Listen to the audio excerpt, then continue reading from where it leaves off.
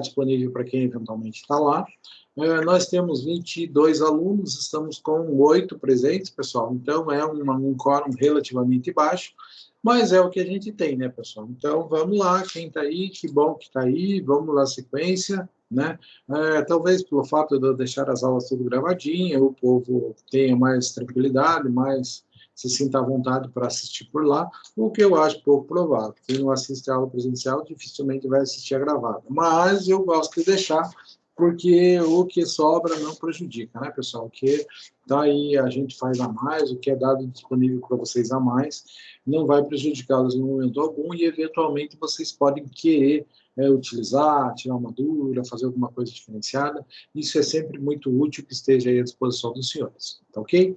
Então, dando continuidade à nossa matéria, né, então faça essa observação, assim como eu não sei exatamente como será a aula que vem, não sei se eu vou dar aula, ou se vai ser o Jefferson que vai dar aula a noite toda, ou se vai ser alguma outra coisa, eu não sei efetivamente como vai funcionar isso, tá?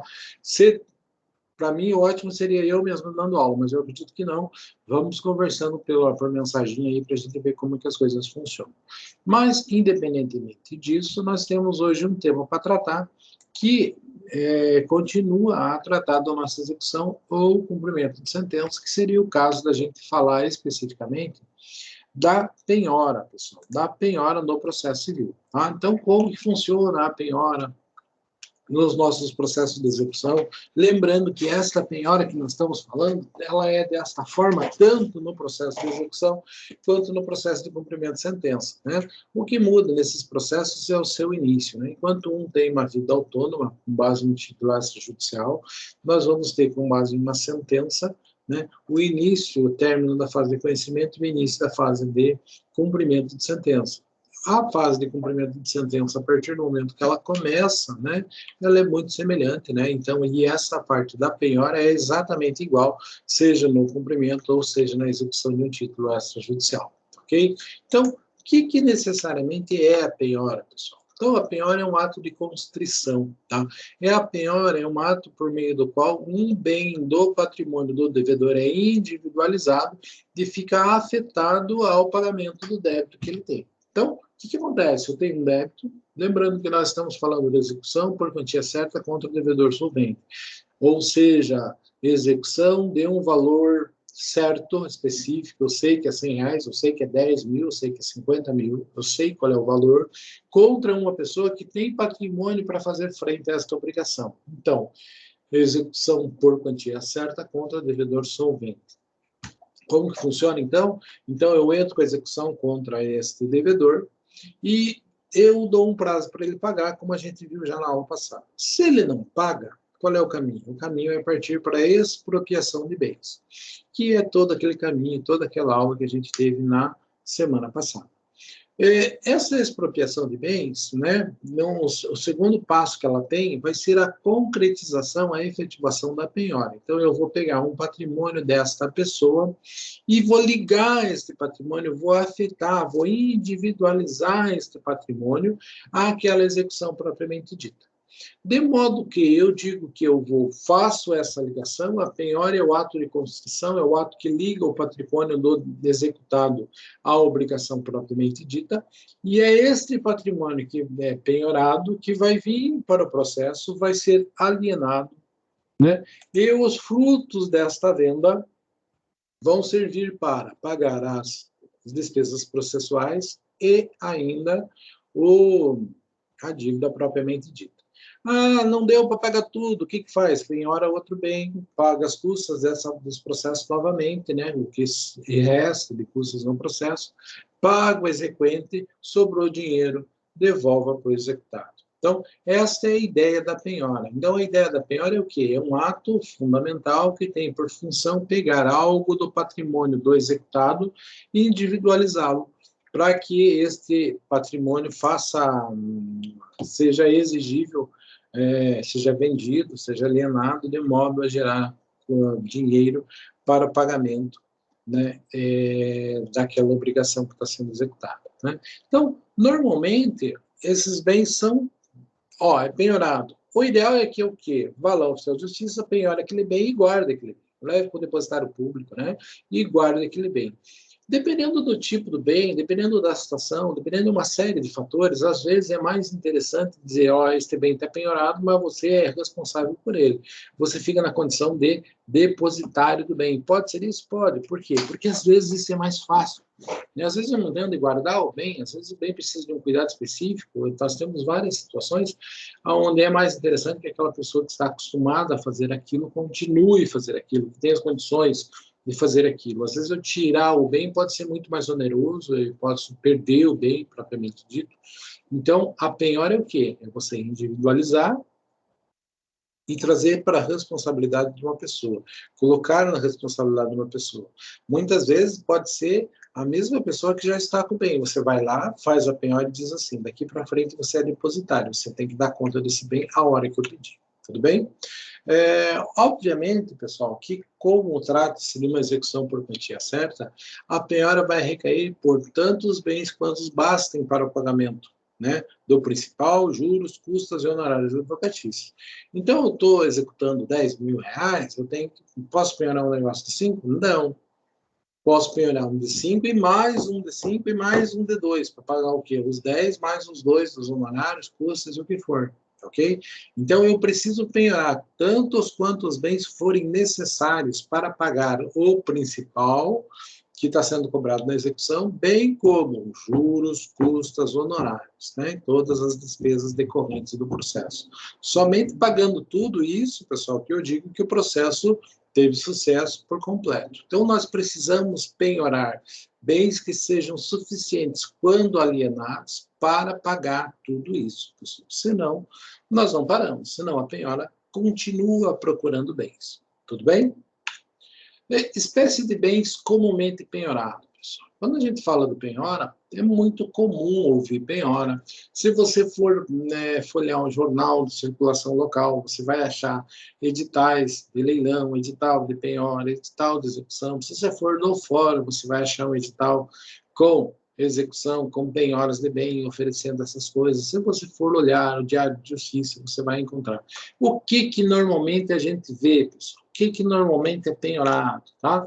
Então, imóveis e veículos automotores. Por quê? Porque são bens, assim, que, teoricamente, têm esse mercado mais ou menos certo e tem um valor mais ou menos certo também. Logicamente que o imóvel é um bem de capital, né, pessoal? É um bem que tende a valorizar-se com o tempo e tem um valor mais alto. Então, é bom a penhora de um imóvel? Sim, com certeza, sempre o imóvel é uma boa forma de garantir uma obrigação. É ótimo, tá? Tem alguma desvantagem? Sim, eu não vendo um imóvel do dia para a noite. Tá?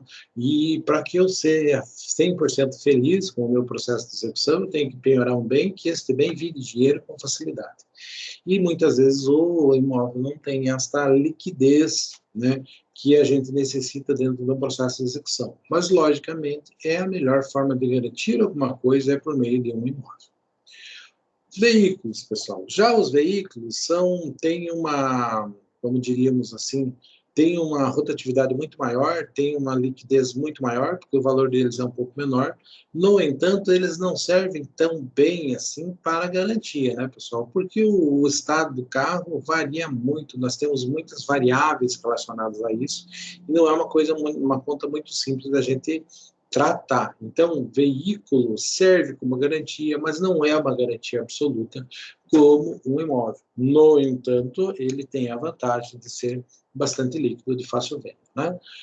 Créditos e penhora no rosto dos autos. O que é isso, pessoal? Então, imagine, né, que eu tenho uma ação contra alguém, que estou cobrando algo de alguém, tá? E, por sua vez, tem outra pessoa cobrando de mim. Então, essa pessoa que está movendo a execução contra mim pode ir lá e fazer uma penhora naquele processo onde eu tenho coisa para receber. De forma que, quando o Edi ganhar naquele processo lá, em vez do dinheiro ser entregue para o Edi, vai ser feito naquele processo em que o Edi devia, que foi realizada uma penhora.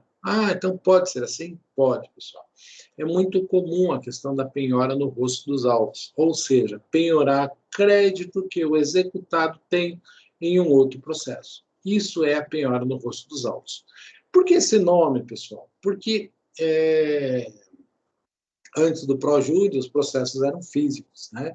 E quando você fazia penhora no rosto dos autos, ficava uma anotação, né? Um bilhete na capa do processo, no rosto dos autos, dizendo: esse processo aqui tem uma penhora sobre ele.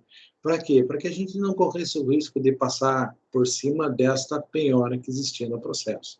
Então, penhora no rosto dos autos vem da ideia da anotação que era feita na capa do processo, quando o processo era no papel, para que não se esquecesse que existia penhora dentro daquilo. Existe isso na prática? Existe. Pessoal, teve uma empresa aqui em Ponta Grossa que... O que diz a lenda, né, pessoal, é que a empresa não estava muito bem e como ela tinha um seguro bom, dizem que os seus sócios tacaram fogo na empresa. Ah, por quê? Porque tinha seguro. Tanto é que essa história foi tão forte, tão contundente, pessoal, que o seguro não pagou muito fácil para eles a indenização. Todo mundo ficou sabendo que existia um processo dos donos da empresa, né, contra a companhia seguradora que não estava pagando voluntariamente isso. No entanto, eles ganharam a ação, a seguradora teve que pagar a indenização. E eu, por exemplo, fui advogado de diversos dos funcionários que essa empresa tinha, né? Então, 30, 40 funcionários, eu ouvi 30, 40 reclamatórios trabalhistas contra esta empresa. O que a gente fazia? Como sabia que tinha um seguro de uma quantia considerável, a gente pedia a habilitação do crédito trabalhista, né? A gente pedia para que fosse feita a penhora no rosto desses autos, que era contra a companhia de seguro, porque a companhia de seguro ia pagar alguma indenização para eles, que essa indenização servisse como pagamento dos nossos clientes, ali dos meus clientes, com relação aos créditos trabalhistas que eles tinham. Então, penhora no rosto dos autos é penhorar o crédito que o executado tem em um outro processo. Tudo bem? Penhora online, pessoal. Penhora online é um meio muito eficiente que a gente tem, que foi... existem algumas regulamentações, CNJ fala sobre isso, né? Mas ela veio da evolução do nosso sistema financeiro, né? Tornou-se possível que uma penhora online acontecesse. Como necessariamente funciona, pessoal, uma penhora online? Uma penhora online é uma ordem do juiz determinando que sejam penhorados tantos reais da conta do executado, né, em qualquer lugar que ele tenha crédito, em qualquer lugar que ele tenha valor depositado em seu nome. Como que funciona isso? Não existe, assim, como o juiz entrar num sistema, né? Não existe um sistema para fazer isso, não existe alguém que seja oficiado que faça isso efetivamente online, tá, pessoal? Então, a gente chama de penhora online, mas não necessariamente ela é uma penhora online, porque o que é online? Online é aquilo que acontece exatamente ao mesmo tempo, ao vivo, né? E a penhora que a gente chama de online, ela não necessariamente acontece daquela forma. Então, como efetivamente se processa uma penhora online, pessoal? O juízo faz um requerimento, manda esse requerimento, lógico que é por meio de um sistema de computador, né? Põe lá na página do Banco Central, vamos dizer assim, né? O CNJ, não sei qual é o órgão que está gerindo isso necessariamente, mas eu já descubro porque eu tenho algumas penhoras aqui, pessoal.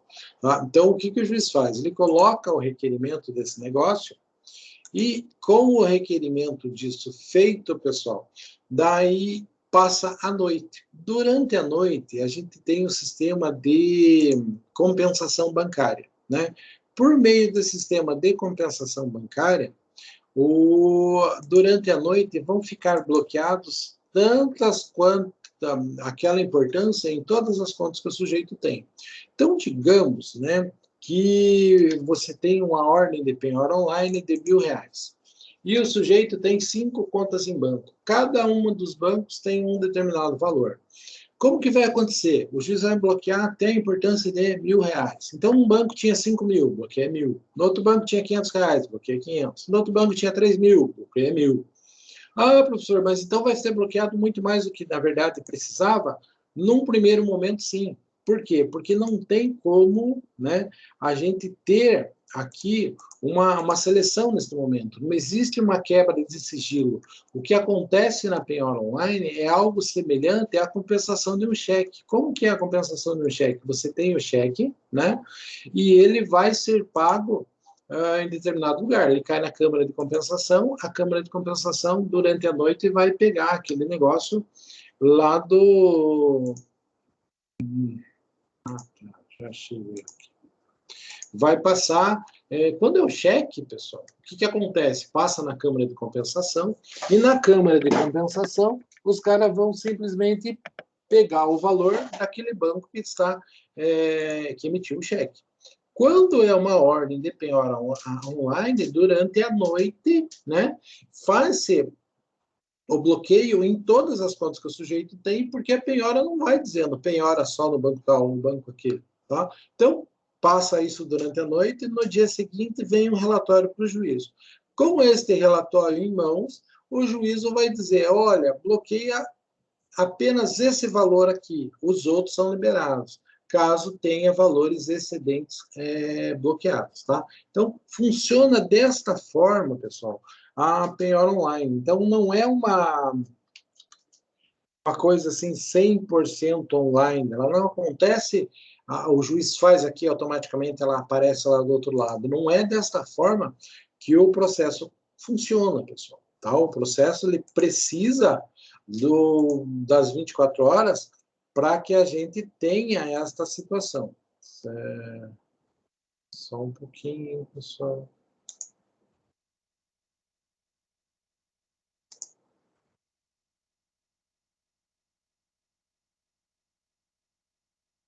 Ó, existe um sistema que é o Sysbajude, né, que é criado pelo CNJ, que é onde o juiz coloca lá o seu pedido, tá? Então, existe aquela situação, é colocado no Sysbajude, é alguma coisa que é feito por intermédio do Banco Central, né? E que é dado acesso ao judiciário para promover estas coisas, tá? Então, não é um site da Justiça necessariamente, é uma coisa que o Banco Central disponibilizou para que o judiciário pudesse acessar. De modo que o juiz vai fazer a penhora online, e ele tem uma senha, ele coloca lá aquela ordem de bloqueio até determinado valor. Né? Como eu não sei aonde tem dinheiro, no primeiro momento, bloqueia aquele valor uma vez em cada conta que o cara tem. Veio o relatório e o juiz, não, é só 5 mil. Então, bloqueia 5 mil dessa conta, libera as outras. Ah, é 5 mil, pegou mil de uma, mil de outra, fica com todos até somar os nossos 5 mil reais. Assim funciona a penhora online. Então, ela é 100% online? Não. Ela é uma forma de você penhorar dinheiro em poder do executado. Tudo bem? Cotas ou ações das sociedades personificadas. Posso fazer isso? Posso, pessoal. Né? Só que é muito complicado. Né? Então, se você pensar de ação propriamente dita, é uma situação. Né? Se você pensar ação de uma SA com capital aberto, é uma coisa que tem seu valor, que tem seu comércio, que tem todo um mercado em volta disso. Agora, se eu falo ação de sociedade, de um modo geral, eu posso estar dividindo uma dívida, e a dificuldade de você administrar uma empresa precisa de um bom relacionamento entre os sócios. Então, é possível penhorar a participação que o sujeito tem numa empresa? Sim, mas é funcional isso? Né? Não necessariamente. Será que alguém vai querer comprar isso? Será que isso tem mercado? Né? O Edi é dono de uma padaria. Será que alguém quer comprar a participação do Edi na padaria? Né? Será que isso é uma coisa viável? É possível, gente. Não é muito viável, não é uma coisa muito interessante da gente tratar, tá? Empresa, estabelecimentos, semoventes, né? Gado, né? Um estabelecimento, tudo isso pode ser objeto de apreensão judicial, pode ser penhora, né? No entanto, tudo tem sua peculiaridade. A partir do momento que você sai do imóvel, né?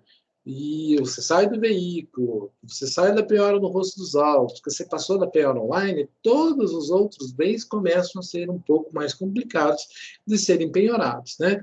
Penhorar a empresa é a mesma coisa que penhorar cota de ação numa sociedade personificada. Penhorar um estabelecimento, exatamente o que compõe esse estabelecimento, né? Penhorar semoventes já é uma coisa bem comum, né? Penhorar gado, né? Eu já tive muita situação onde penhorou gado, porque gado tem um valor de mercado, é uma commodity praticamente, tem valor, é coisa bem tranquila da gente fazer, né? Percentual do faturamento da empresa. É possível? Sim. Funciona? Gente, você precisa daquela questão contábil de você verificar exatamente como que a empresa está funcionando, né? Então, você vai ter que ver, você vai ter a preocupação com a contabilidade, você vai ter que ter uma fiscalização em cima disso, né? E você vai ter a questão do custeio e a questão do faturamento. Então, é algo, assim, extremamente complexo de ser administrado. Pode ser feito? Pode, né? Não funciona em empresa muito pequena. Por quê? Porque você precisa de um mínimo de uma estruturação, de um funcionamento contábil, senão você não consegue fazer com que a coisa seja efetivada. Tá? Que mais?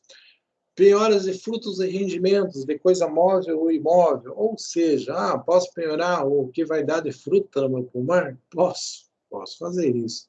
Posso penhorar os aluguéis de um imóvel? Posso. Isso já é muito usual, bastante comum. Tá? Então, o sujeito tem um imóvel locado, obviamente que despropriá-lo do imóvel é uma coisa bastante penosa. Eventualmente, se eu consigo fazer o pagamento disso apenas apropriando-se dos frutos, dos rendimentos, dos aluguéis que este bem gera, é muito melhor para todo mundo, a coisa se resolve com uma certa facilidade, tá? Então, neste momento aqui, a ideia era única e exclusivamente mencionar exemplos de penhoras que a gente tem, exemplos que a gente tem de entrar no patrimônio do executado, se apropriar de alguma coisa, para que essa coisa seja convertida em pagamento do exequente. Beleza? Qualquer coisa, falem comigo, pessoal. Peculiaridades, né? Que coisas nós temos assim interessantes com relação à penhora que merecem ser mencionadas, tá? Então, primeiro, a verbação da penhora. Quando que eu faço a verbação, pessoal? Quando eu estou falando de penhora em imóvel. Penhorou imóvel, é fundamental que vá lá e faça a verbação. Por quê? Para que um terceiro, de boa fé, não adquira o troço sem ter conhecimento da penhora. E se não está averbado, eu não consigo opor contra terceiro. O terceiro vai poder dizer que ele foi no registro imóvel, não estava nenhuma averbação da penhora realizada, logo ele adquiriu aquele negócio da boa-fé, vai ter direito de reter a coisa e de ser indenizado, enquanto não for indenizado pelo prejuízo que ele sofreu. Tá? Então, quando nós falamos de imóvel, obviamente que tem que existir a devida averbação no registro de imóvel, demonstrando que a penhora existe. Quando nós falamos de imóvel, o ideal, inclusive, é que você peça assim, quero que vá lá no registro de imóvel e anote em todos os imóveis que o executado tem que existe um processo contra ele. Tá? Para quê? Para que ninguém possa alegar boa-fé na aquisição de imóveis dessa pessoa. Tá? Que outra peculiaridade eu posso ter? Que, segundo o artigo 848 do Código de Processo Civil, né, eu vou ter a possibilidade de substituir, eventualmente, o bem penhorado. Quando? Quando eu quero? Não. Obedecendo situações previstas em lei. Então, se eu digo que a penhora foi realizada desobedecendo, né, ordem legal, automaticamente eu posso entrar com o pedido para que o bem penhorado seja substituído por um que esteja dentro da ordem correta. Tá? Então, penhorou fora da ordem. A ordem dos bens serem penhorados é um tema que a gente já vai dar uma revisadinha nele. Tá? Segundo argumento que justifica a substituição da penhora, não incide sobre bens designados por lei, contrato ou ato judicial para pagamento. Não incide sobre bens designados por lei, contrato ou ato judicial para pagamento. Então, a lei não prevê a penhora daquele negócio, tá? A gente não está tratando. Claro que se não prevê, não quer dizer que ele não pode ser penhorado. Mas se existe outro bem mencionado pela lei, que existe uma certa preferência com relação a esse bem, logicamente que eu vou dar preferência para aquilo que a lei prevê. Né? É uma coisa nova, uma coisa inusitada, pode ser penhorado? Não é porque é novo, não é porque é inusitado que não pode ser. No entanto, eu vou de acordo com aquilo que normalmente se faz. Tudo bem? Eu vou de acordo com aquilo que já está regulamentado.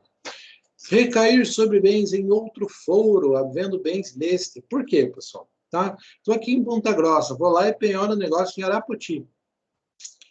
Se tem bem em Ponta Grossa, penhora bem em Ponta Grossa. Por quê? Porque vai encarecer o processo significativamente, tem que fazer precatório para tudo que for fazer com o bem que está lá.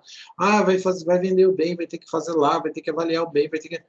putz, uma série de coisas, vai ter que ficar indo para lá, gastando dinheiro à toa. Né? Então, para uma questão de, digamos assim, economia processual e economia financeira, eficiência, tá? A gente busca sempre fazer dentro da comarca para deixar a coisa mais redondinha, mais rápida, mais ágil de ser operacionalizada. Quando recair sobre bens já penhorados ou gravados, sendo que tem outros livres, né? Não quer dizer que um bem não pode ter duas penhoras sobre ele. Pode ter. Imagine, eu tenho uma fazenda. A fazenda vale milhões. E eu tenho uma dívida de 100 mil e outra dívida de 500 mil sobre a fazenda. Posso penhorar as duas coisas sobre a fazenda? Posso. Por quê? Porque a fazenda vale muito mais do que aquelas duas dívidas juntas. Tá? Então, posso fazer isso? Posso. No entanto, se eu tenho outros bens que podem ser colocados nesta ciranda, que podem ser penhorados e que vão resolver, e que não vai ter que ter essa preocupação em tratar com as duas coisas ao mesmo tempo, eu vou dar preferência a isso. Tá? Eu vou tratar preferencialmente de bens que não estão penhorados, que estão livres e desimpedidos, para que eu não tenha que aguardar a morosidade de dois processos caminhando juntos. Né? Outra situação, né? Se o bem que eu estou penhorando ele é de baixa liquidez, pessoal, obviamente que eu vou trocar por outro, né? O que o Edi fazia, né? O Edi defendeu uma empresa durante muito tempo que trabalhava com o Rolo Norte e tinha muitas reclamatórias trabalhistas, né? Muitas, né? Daí o que a gente fez? Não, vamos ter que moralizar o negócio e não vamos pagar fácil. O que o Edi fazia? Né? Eu ia lá, juntava nota fiscal de roçadeira costal. Por quê? Porque a empresa tinha um barracão cheio de peças de roçadeira costal. Né? Então, deu uma ação aqui, cada roçadeira postal custava lá R$2.000, é R$20.000, então junta aí, dá uma nota aí de 10 roçadeiras costais. Eu ofereci em penhora 10 roçadeiras costais. A hora que precisava entregar o negócio, ia lá no barracão, pegava a peça que dava para montar 10 roçadeiras e beleza. Funcionavam as roçadeiras? Não necessariamente. Tá? Era um bem que tinha liquidez? Não, ninguém queria comprar aquele caco velho. O que acontece? No começo dava certo, depois os caras descobriram que aquilo era uma bucha, ninguém mais aceitava as minhas nomeações da roçadeira. Por quê? Porque eram bens de baixa liquidez, ninguém queria comprar aquele negócio. Ninguém ia perder dinheiro em roçadeira velha, que não funcionava direito. Tá? Por que o Edi juntava? Porque o Edi não estava nem aí com pagar a conta, ele queria ganhar tempo no processo. Tudo bem? Então, bens de baixa liquidez. Tá? Obviamente que bem de baixa liquidez também vai justificar esta situação. Tem um bem penhorado, pessoal. Vai a leilão, ninguém quer comprar. Tá? Puxa, vai para alienação, ninguém quer comprar o bem. Aquele bem, assim, tem notoriamente baixíssima liquidez porque não conseguiu vender. O que eu vou fazer? Vou tentar trocar por outro. Se existe a possibilidade de trocar por outro, vamos trocar por outro. Qual é o problema? O problema é que, normalmente, quando a gente está falando de execução, a gente está falando de uma pessoa que não tem tanto bem assim. Tá? Por mais que a gente está mencionando, vamos trocar o bem, vamos fazer isso, vamos fazer aquilo, né? Uma série de situações, mas o problema é que quem tem patrimônio para perder sabe o risco que está correndo. Então, quem tem patrimônio para correr não deixa normalmente a execução chegar nesta altura do campeonato. Ela faz um acordo, mesmo infeliz, mesmo triste de ter que pagar a conta, o sujeito vai lá e faz um acordo e paga aquele negócio parcelado, para não perder patrimônio. Por quê? Porque ele sabe que o patrimônio que ele vai perder é complicado, ele não vai ter tanto poder de gestão neste momento. Então, quem tem o que perder, não deixa chegar nessa situação. Já quem não tem o que perder, não se preocupa tanto. Tá? Então, a situação é que os executados, quando chega nessa fase, não é aquela pessoa que tem, vou escolher qual bem, será que eu vou pegar um bem na comarca, um bem de fora da comarca?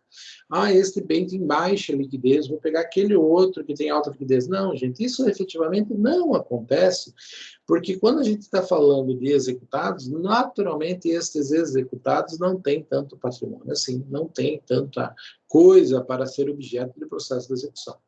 Tranquilo? Sétimo, o executado não indique o valor dos bens ou omita qualquer das indicações previstas em lei. Então, se eu preciso de alguma informação com relação ao bem que está em poder do executado, o executado não dá, eu vou trocar por outro bem. Lógico, gente, se precisado, executado a este nível de especificidade, que é uma coisa rara, e principalmente se eu tiver outros bens para substituir para fazer a penhora, tá? Pessoal, só um minutinho aí que eu tenho um negócio rodando.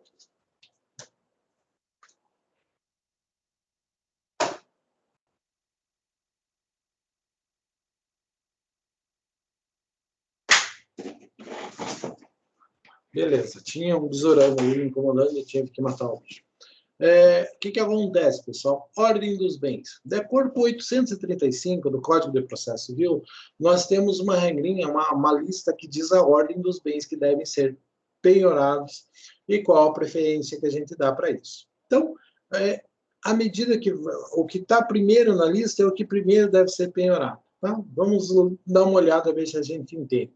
Primeira coisa, dinheiro em espécie ou depósito em aplicação ou em depósito, ou em aplicação em instituição financeira. Então, este é um bem que eu dou preferência. Por quê? Porque, apesar de, num primeiro momento, ele ficar penhorado, a partir do momento que ele deixa de ser uma penhora, que ele não precisa passar por leilão, ele automaticamente converte-se em pagamento. Então, a gente abrevia o processo se eu tenho dinheiro especificamente penhorado. No entanto, não é porque fez a penhora dos 10 mil reais que eu devia para o cara que automaticamente o dinheiro vai para o cara. Não, vou ser intimado, vou verificar se tem defesa, vou ver toda a situação, para daí liberar o dinheiro para o cara. Mas, obviamente, que se eu faço uma penhora em espécie, né, seja em dinheiro propriamente dito, que é bastante raro, né, ou em depósito em uma instituição financeira, uma aplicação financeira, abrevia o processo. Por isso que a gente dá bastante prioridade para isso. Segundo, títulos da dívida pública da União, dos Estados, do Distrito Federal, concorrência dos Estados, municípios, né, União, Estados e do Distrito Federal com cotação do mercado. Gente, título da dívida pública, né, é uma coisa assim bem complicada. Por quê? Porque são dívidas do poder público. Tá? Qual é o problema disso, pessoal? O problema é que o poder público não paga, na sua grande maioria, suas dívidas em dia. Né? É o caso dos precatórios, né? O pessoal daquela coisa arada, né? E também temos que ter cotação dessas coisas. E a gente não tem necessariamente cotação disso. Mas se o Estado tem uma dívida, nada mais justo que eu pegue aquela dívida do Estado e dê para alguém receber. Posso fazer isso? Posso. Como que a gente chama isso? Precatório. Posso comprar um precatório de alguém? Posso, perfeitamente. Né? Posso receber um precatório? Posso. Qual é o problema? Que por mais que exista uma previsão de que deva ser, aquilo está no orçamento, se nós pegarmos o Estado do Paraná tem um atraso para pagamento de precatórios de ordem alimentar de mais ou menos 6 anos. É assim? É assim. Se for precatório de natureza indenizatória, pessoal, daí o problema é que a gente não sabe qual geração sua vai receber esse valor, mas provavelmente alguma geração sua vai receber, não você. Entendeu? Então, por isso que a gente tem que colocar título da dívida pública como segundo item na ordem de preferência e substituição de bens na ordem de penhora é uma puta sacanagem, né? Por quê? Porque a gente sabe que esses órgãos não pagam as suas dívidas regularmente. Gente, uma outra observação que pode ser feita. Um dia eu estava tendo aula lá na Argentina, né? E daí nós caímos nessa conversa de que os órgãos não pagam, que o precatório é uma furada, tal, e daí um colega, né? Nossa, não entendo vocês. Por que vocês estão dizendo isso? Eu advogo só em cima disso e funciona como um reloginho.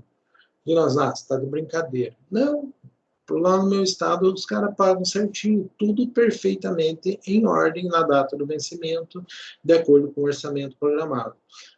É o único estado que eu tenho conhecimento que funciona deste jeito, pessoal, é o Maranhão. O Christian, esse colega meu, é do Maranhão, e no Maranhão os caras pagam precatórios em dia, tá? Eu não conheço outros estados que funcionem desta forma, tá? E a gente tem uma notícia bem grande de vários estados que estão quebrados, aí como o caso do Rio Grande do Sul, que está quebrado, o estado do Paraná, assim, não está quebrado, está também nas pernas, né?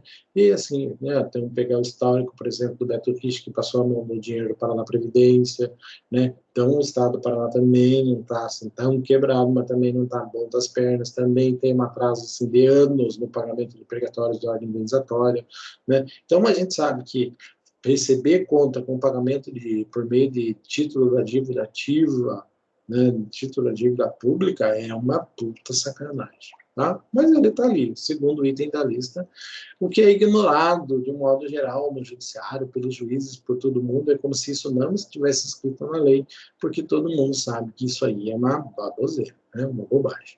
Terceiro, pessoal, títulos e valores mobiliários com cotação no mercado. Aí aqui são ações, né? Valor imobiliário com cotação no mercado, praticamente são ações, e a ação tem valor, tem variação diária e tal, mas são títulos que têm uma alta liquidez, então isso é interessante para a gente. O que mais, pessoal? Veículos de via terrestre. Carro. Por quê? Porque tem liquidez também, tem um mecanismo de demonstração da propriedade bem interessante, que é o registro, então, muito fácil. Bens imóveis, né? Bom, só que eu não tenho tanta liquidez, mas imóveis é ótimo. Imóveis, de um modo geral, semoventes, gado, né? Coisa assim. Navios e aeronaves, posso fazer? Posso, dependendo do valor da dívida, coisa mais comum do mundo. Ações e cotas de sociedades simples e empresárias, aí aqui não é aquela coisa que tem cotação no mercado imobiliário, são participações em empresas, né? Aquilo que eu já disse para vocês, não sei se é tão bom assim, é mais complicado, né? Percentual do faturamento da empresa devedora, preciso de uma mínima contabilidade funcional para demonstrar o funcionamento disso. Pedras e metais preciosos, pessoal. Se eu tiver isso, ótimo. Né? Direito aquisitivos derivado de promessa de compra e venda, de alienação fiduciária ou de garantia. Né? Então, comprei um carro financiado. Né? Paguei 50% do carro é meu. Esse 50% pode ser penado? Pode, perfeitamente. Outros direitos que geram renda, que têm valor, também podem ser penhorados. Então, é dentro dessa ordem que a gente deve priorizar a penhora a ser realizada. Né? Gente, volto a dizer, a dificuldade é o sujeito ter bens. Né? Se ele tem diversos bens, eu tento encaixar dentro dessa lista que está aqui, ok? O que nós vamos ter de observação com relação a essa ordem de penhora, pessoal? Primeiro, é prioritária a penhora em dinheiro, podendo o juiz, nas demais hipóteses, alternar a ordem prevista no caput de acordo com as circunstâncias do caso concreto. Tá. Então, ele pode analisar? Pode, mas a preferência sempre vai ser dinheiro. Beleza. Se explica por si só. Segundo, para fins de substituição da penhora, equipara-se a dinheiro a fiança bancária. O que é fiança bancária? Né? Eu vou lá e faço um contrato do banco dizendo assim, olha, tenho um processo, tenho um contrato que eu vou... Se der merda, vocês pagam. Beleza? É um contrato seguro. Né? O que é um contrato seguro? Você vai lá e paga por um ano o seguro do teu carro e o banco diz assim, olha, você vai me pagar esse valor aqui, se você se acidentar com o seu carro, eu vou lá e conserto o carro. Se eu roubar o teu carro, eu vou lá e pago outro para você. Claro que você vai estar cuidando do teu carro, né? Mas o banco assume o risco de se acontecer alguma coisa, você vai honrar essa situação. Para efeito de substituição da penhora, eu também posso fazer um contrato de fiança bancária. Né? Em vez de penhorar alguma coisa, eu faço um contrato no banco, olha, você vai me garantir aqui, tudo bem? Sim. Se eu ganhar o processo, ótimo, eu paguei o banco ganha dinheiro. Se eu não ganhar, o banco vai ter que pagar a minha dívida. Funciona assim? É fácil? Gente, não é tão fácil porque o banco não vai fazer negócio para perder dinheiro. Né? Então, veja lá, equipara-se a fiança bancária e o seguro de garantia judicial, desde que em valor não inferior ao do constante do débito inicial, acrescido de 30%. Então, se eu devo 100, eu tenho que fazer um seguro de 150, 130. Assim funciona? Sim, lógico. Por quê? Porque normalmente eu tenho 10% de honorários, eu tenho custas, eu tenho uma série de coisas no meio do processo e o processo nunca vai ficar apenas nos 100% do valor cobrado, ok? Parágrafo 3º, na execução de créditos com garantia real, a penhora recairá sobre a coisa dada em garantia. E se a coisa pertencer a terceiro garantidor, esse também será intimado da penhora. Comprei um carro financiado. O que é garantia do financiamento? O carro. Ah, é isso que ele está dizendo. Ah, eu comprei, tem um negócio lá e dou um bem em garantia, mas como eu não tenho bem nenhum, o meu pai vai lá e dá um carro como em garantia. Beleza. Pode ser feito dessa forma? Pode perfeitamente ser realizado o negócio desta forma. No entanto, quando entra com a execução, vai aquele carro ser penhorado, tem que o meu pai ser intimado junto, porque ele aceitou colocar o bem de propriedade dele como garantia daquela execução e, por conseguinte, daquele negócio, e, por conseguinte, como corre o risco da expropriação, ele tem que estar junto no processo e ser ciente do efetivamente o que está acontecendo. Tudo bem? O que mais nós podemos dizer, pessoal, com relação a isso? Alterações da penhora. Quando que justifica-se que eu vá lá e mude o que está penhorado, pessoal? Então, primeiro, né? Segunda penhora. Isso está regulado no artigo 851 do Código de Processo Civil. A segunda penhora é quando a primeira for anulada. Ah, penhorei um negócio, o cara disse que é bem de família, não pode ser penhorado, tá? Vou ter que penhorar outra coisa. Então, obviamente, se a primeira não valeu, a segunda, tomara que funcione. O executado os bens ou produto da alienação não bastar, né? Ou seja, penhorou um negócio, vendeu, a execução era 100, consegui só 80. Vou fazer a segunda penhora, beleza? Ah, mas aquele negócio que foi penhorado, a execução era de 100, o negócio foi avaliado em 110, mas vendeu por 90. Putz, não conseguiu saldar a dívida, mas a dívida continua, vou para a segunda penhora. O exequente desistir da primeira penhora por serem litigiosos os bens ou por estarem submetidos a outra a constrição judicial. Então, quando existem outros bens, eu posso dizer, né, você não quero, pega outra coisa. Por quê? Porque isso aí vai ser difícil de vender, porque isso aí está em litígio com outro processo, já existe uma penhora sobre isso. Então, o exequente tem a opção de fugir daquilo que pode lhe causar enrosco no processo. Tá? Redução e ampliação da penhora. Quando que eu modifico a penhora realizada, pessoal? Quando que justifica esse negócio? Pelo 874, nós dizemos que quando eu avalio o bem penhorado e eu vejo que tem uma desproporção com relação ao valor do débito, eu posso ampliar ou reduzir a penhora. Né? Então, eu tenho uma dívida de 10 mil reais, vou lá e penhoro uma casa que vale 300 mil. Existe uma notória desproporção entre o valor da dívida e o valor do bem penhorado. Isso justifica-se que a penhora seja reduzida, que talvez até o bem seja trocado por outro, né? Assim como também pode ser o caso de, eventualmente, aquele bem notoriamente ser muito inferior ao valor da dívida, eu posso ter que ampliar, ter que mudar esse negócio. O 850 nos diz ainda que no curso do processo, o valor de mercado dos bens podem sofrer alteração. Imagine que você penhorou um carro, né? Normalmente o carro vai passando o tempo, ele vai desvalorizando, pessoal. Então, imagine que demorou, que o processo tem alguma situação, que sofreu algumas alterações, isso vai mudando. Vamos imaginar que você penhorou um computador. O computador hoje custa 1.000. Gente, daqui 2 anos, 1 ano, esse computador não vai valer mais nem a pau, vale metade, olha lá se valer. Tá? Então, dependendo do tempo que o processo leva, aquele valor atribuído ao bem vai sofrer alteração. E esta alteração no valor que o bem recebe com relação ao que é praticado no mercado propriamente dito, vai justificar que a penhora seja reduzida ou ampliada. O que é algo extremamente simples da gente entender. Ok? Pluralidade de penhoras, pessoal. Posso ter várias penhoras ao mesmo tempo? Posso. Por quê? Né? Primeiro, não tem impedimento, pessoal. Posso ter? Posso ter. Não tem dúvida com relação a isso. Né? Primeiro, tem que ver se tem algum credor com preferência. Por exemplo, o credor trabalhista, o credor fiscal, o credor com garantia real, o credor condominial. Tá? Esses caras têm preferência. Esses caras vão receber antes dos outros. Tá? Então, primeiro, tem preferência? Pago primeiro aquele que está com preferência. Né? Se for várias penhoras, né, sobre o mesmo bem. Então, foi lá, todo mundo só encontraram um bem. O que vai fazer? Vale a penhora? Vale. Primeiro, eu pago aqueles que têm preferência de acordo com aquela preferência de pagamento que nós vimos lá no passado. Não tem preferência, pessoal, são apenas credores quirografários, ou seja, todos os credores, aqueles que não têm garantia nenhuma, que fizeram negócio com base no fio do bigode, tá? Então, eu vou respeitar a prioridade das penhoras, dando preferência àquele que primeiro promoveu a penhora, tá? Não é quem primeiro entrou com a ação, pessoal, tá? Então, é primeiro quem entrou com a penhora, quem fez a penhora.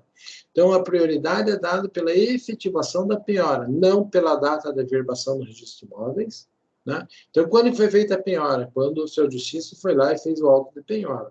Eventualmente, para registrar isso no registro de imóveis, pode demorar um pouco, tá? Pode ser que não... Mas quando o seu justiça faz a efetivação da penhora, é a data da penhora propriamente dita, né? E outra coisa, pessoal, não interessa a data da averbação, mas sim a data da penhora, e também não interessa quem entrou com a execução primeiro, interessa quem penhorou o bem primeiro. Então, ele deve para duas pessoas, um entra com a ação hoje e outro entra com a ação daqui a um mês, né? Só que aquele que entrou com a ação daqui a um mês, ele sabe exatamente o bem que o cara tem, daí ele já diz na petição inicial qual é o bem, o cara é citado e daí o Estado de Justiça vai lá e faz a penhora daquele bem. Aquele que entrou com a ação um mês antes não sabia desse bem, ele vai começar a pesquisar os bens. Então, vai descobrir depois que só tinha aquele bem, promove a penhora.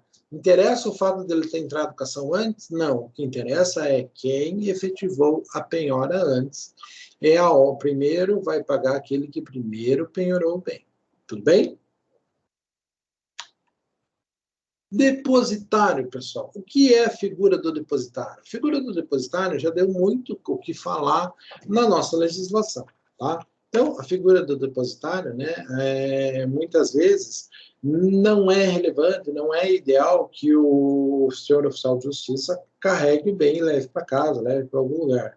Então, nessa situação, ele vai pegar e vai deixar alguém sobre a responsabilidade, sobre o encargo de cuidar aquele bem. Normalmente, o próprio executado, tá? O executado tem a obrigação de cuidar do bem, né? Ele é responsável por isso, né? Então, o auto da penhora constará a nomeação do depositário, que vai ser preferencialmente tal, daí ali a gente tem uma ordem, quando é em dinheiro, vai ser no banco, quando for imóvel, vai ser no moventes, tal, em poder do depositário judicial, quando for imóveis rurais, vai ser em poder do próprio executado, e assim por diante.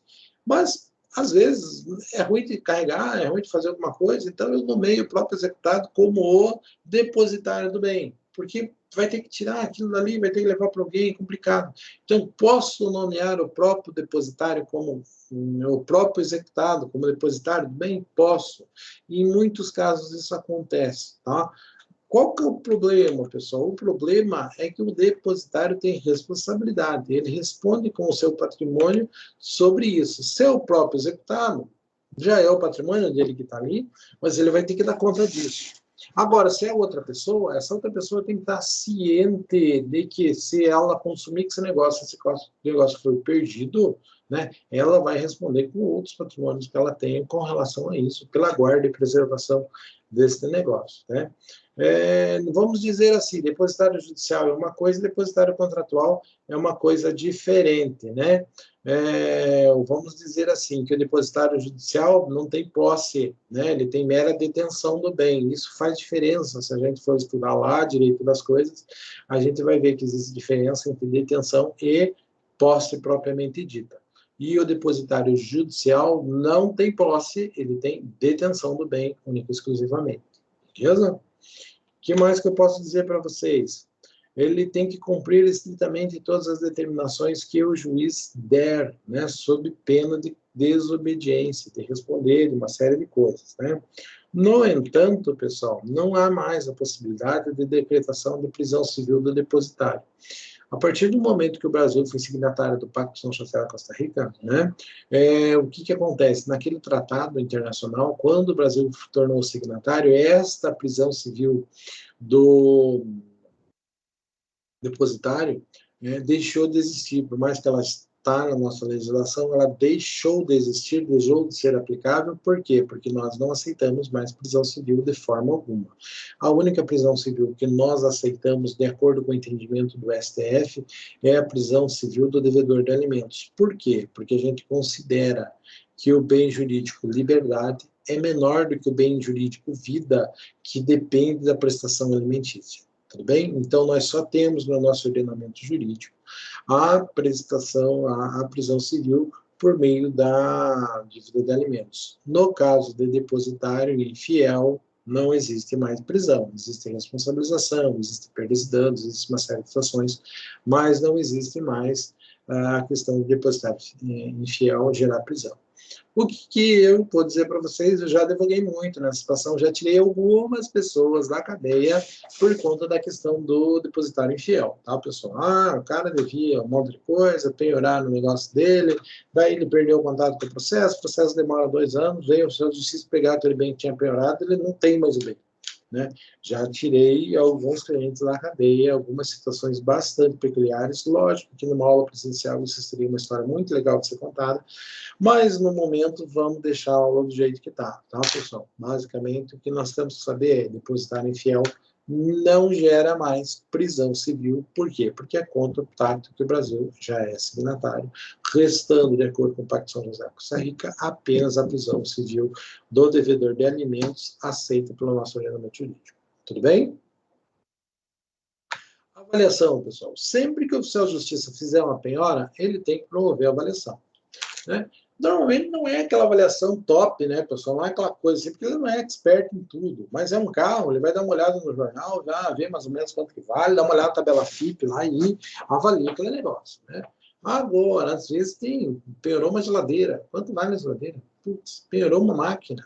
Então, às vezes, ele pode se bater um pouco para fazer a avaliação.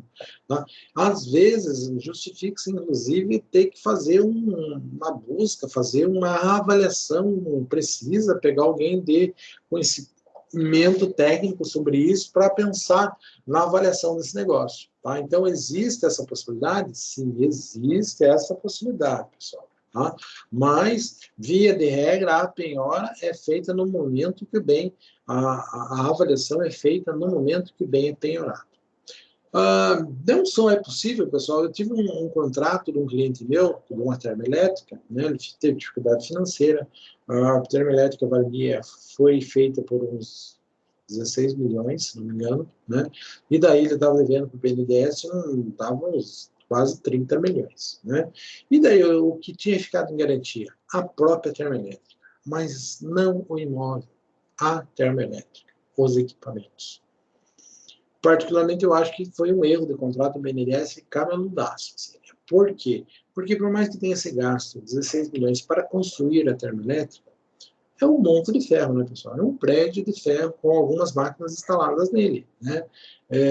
Aquilo vale funcionando, ali onde ele está. Para você construir, você gastou os 16 milhões.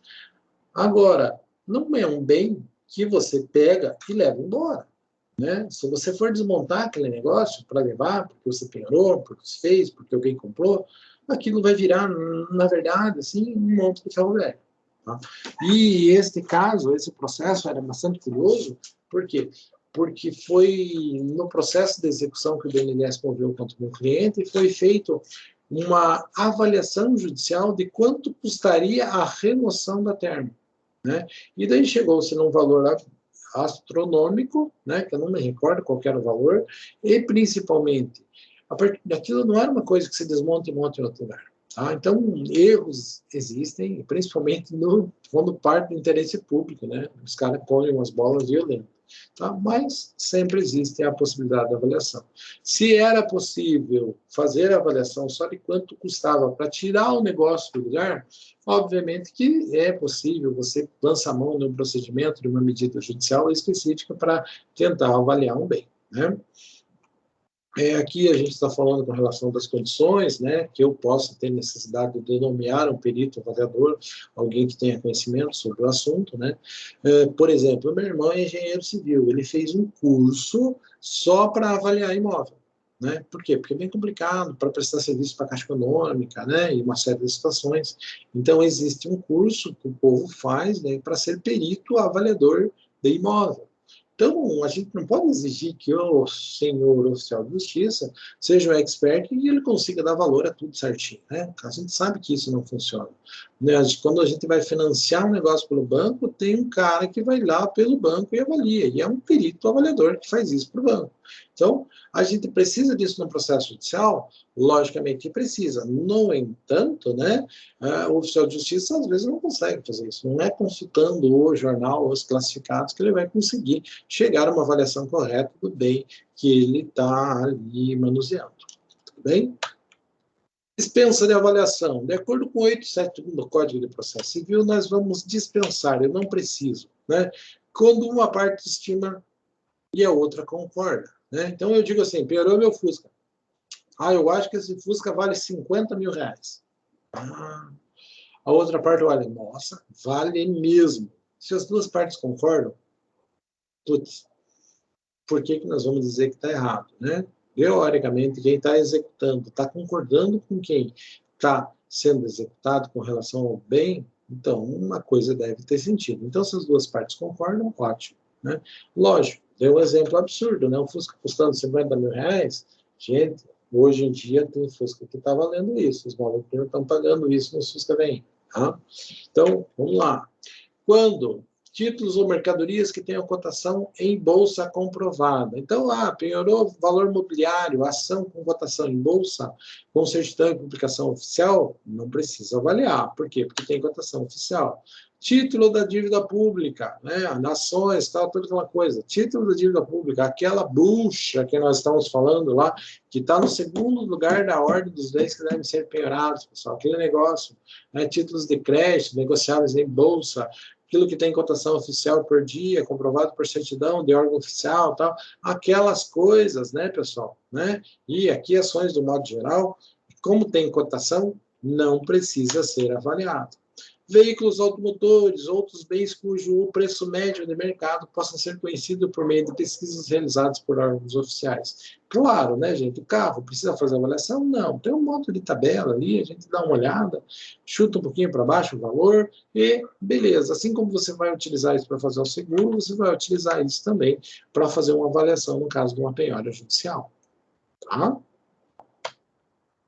Nova avaliação. Quando que avalia de novo? Posso ter que precisar disso? Sim. Bastante comum precisar promover uma nova avaliação, pessoal. Quando que isso acontece? Tá? Primeiro momento, nós vamos dizer que nós vamos ter isso quando houve erro, né? Por dolo, alguma coisa, né? O cara avaliou aqui, então, tá errado, né? É muito mais do que isso, ou é muito menos, né? Então, quando passa o tempo e existe a necessidade de alterar a avaliação, porque está muito alto, está muito baixo, aquele caso do computador que foi piorado e ficou um ano guardado, né? O valor dele de mercado já passa a ser diferente, né? E quando existe fundada dúvida com relação à avaliação, né? Houve um erro? Constatou-se o erro? É uma situação. Agora, esse cara está de malandragem, eu tenho fundada dúvida sobre aquilo que foi feito. Também justifica que exista uma nova penhora. Claro que não vai ser nem um pouco legal você atribuir um problema desse e o problema efetivamente não verificar-se, né?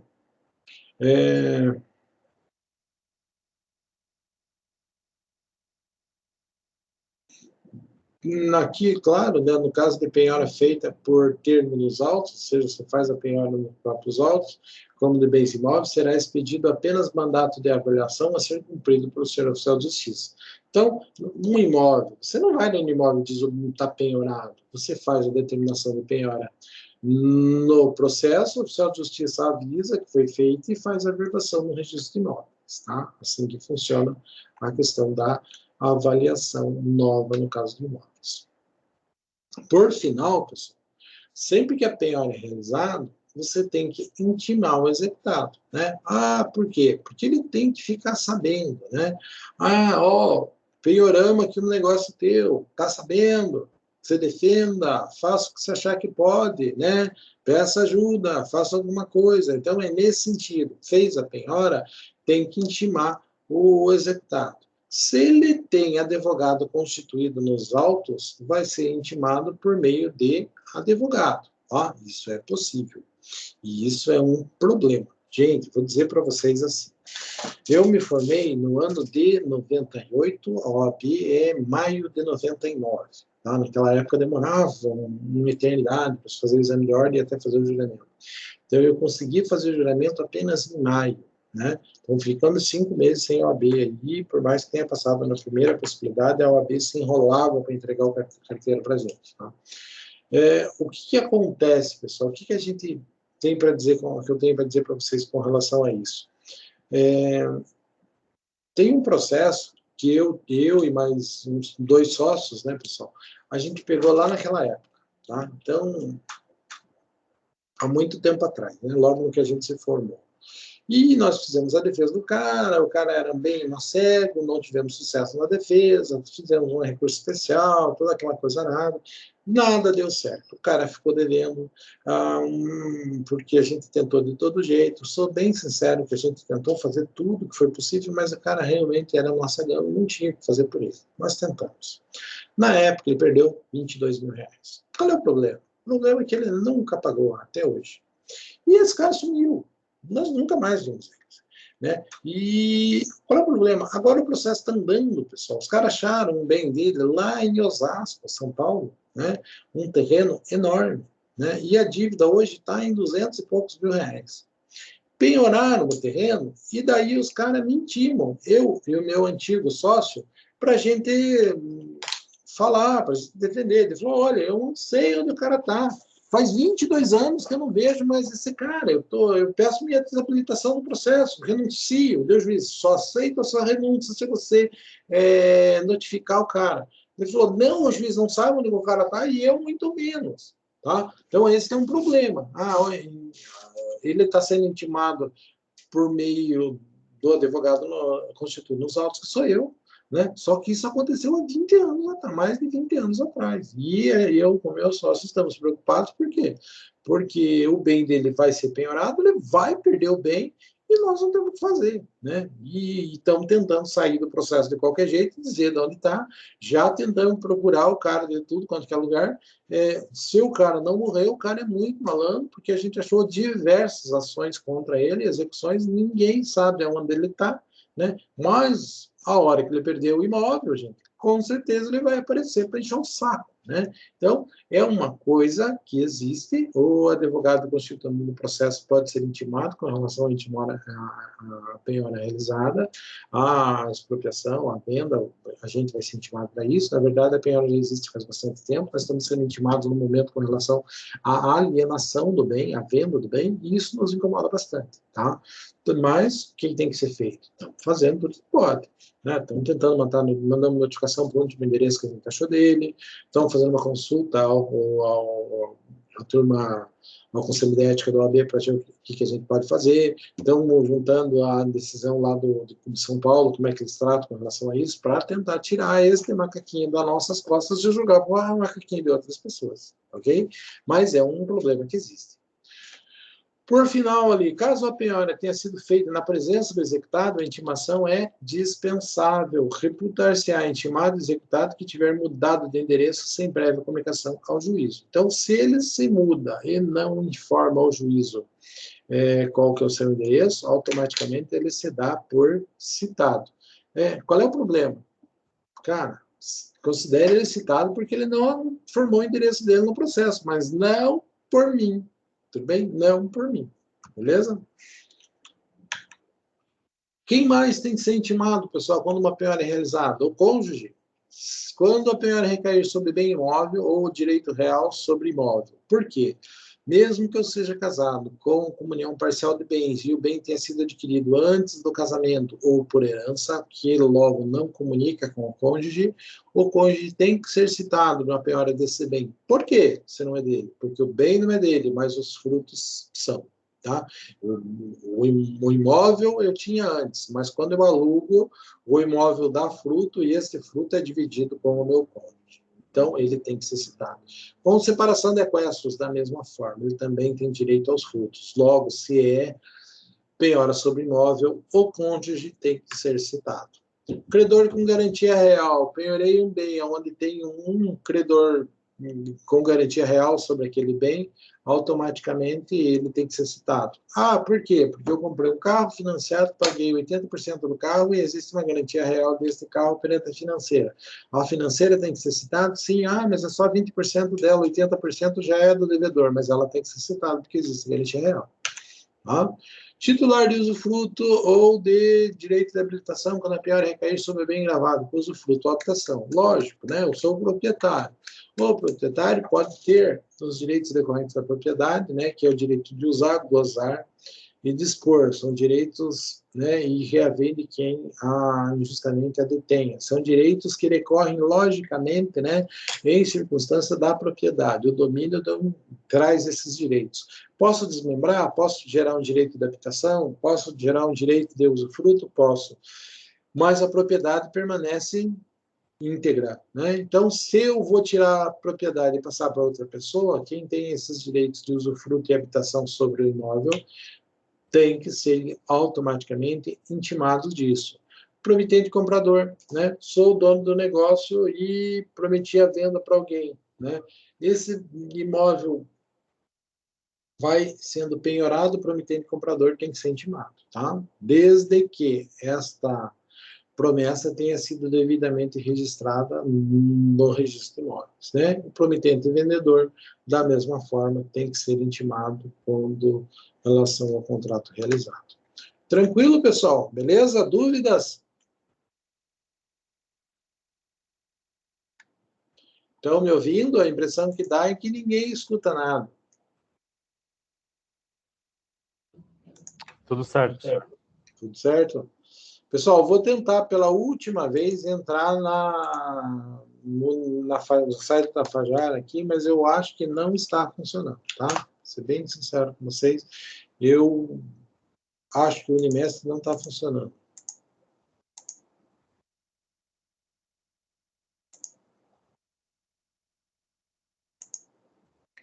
Moçada, realmente o Unimestre está fora do ar, logo eu fico sem ter condições de fazer chamada hoje, tá? Então, vamos aí deixar a coisa do jeito que está, o importante é que vocês tenham conteúdo e vamos deixar como é que está. Então, é isso. Para hoje, pessoal, o que eu tinha de conteúdo é isso, né? Não é muito complicado, não é muito extenso, mas, por outro lado, eu acho que eu falei que nem corredor de corrida de cavalo, né, pessoal? Narrador de corrida de cavalo. Eu falei bastante coisa, assim, porque é tudo coisa simples, né? Espero que aproveitem, né? E como falei para vocês, hoje eu só estou dando aula para vocês porque a professora Rosângela fez um esquema diferenciado lá. Não sei como é que vai ser semana que vem, pessoal, tá? O melhor dos mundos é que nós temos apenas 3 aulas aí antes da prova, né? Então, tá tudo bastante tranquilo, tudo, estamos chegando ao fim, nada vai mudar com relação a isso. Mas eu não sei exatamente como é que vai ser a aula na semana que vem. Por isso, quem tiver meu contato, dá um oi ali, que eu já vou começar a cutucar a professora Rosângela, para a gente ver como é que essa coisa vai funcionar. Beleza, pessoal? Tranquilo? Então, eu não tenho Unimestre, eu não tenho como fazer chamada. Eu dei a aula, pessoal, tá? Vou deixar disponível para vocês. Estou à disposição de qualquer pergunta, mas quem não tiver dúvida está dispensado. Beleza? Boa noite, senhor. Boa noite, boa noite.